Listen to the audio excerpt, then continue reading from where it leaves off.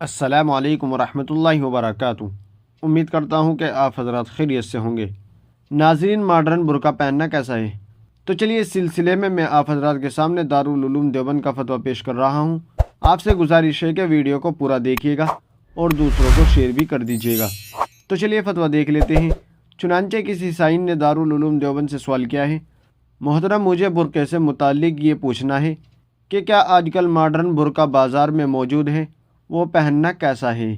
برائے مہربانی اس کا جواب عنایت فرمائیں، جزاک اللہ۔ تو چلیے دیکھتے ہیں دارالعلوم دیوبند نے اس کا کیا جواب دیا ہے۔ بسم اللہ الرحمن الرحیم۔ نقش و نگار سے مزین اور ایسا جاذب نظر برقع پہننا جو نامحرموں کو اس کی طرف دیکھنے پر برانگیختہ کرے، درست نہیں ہے۔ برقع انتہائی سادہ اور ڈھیلا ڈھالا ہونا چاہیے، جس میں جسم یا اندر کا زنانہ لباس نظر نہ آئے اور اس سے بدن کے نشے و فراز اور اعضاء کی ساخت و ہیئت بھی ظاہر نہ ہو۔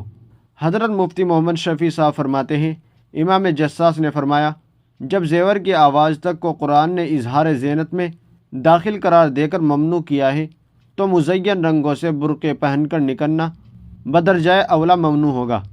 واللہ تعالی عالم۔ دارالفتہ دارالعلوم دیوبند۔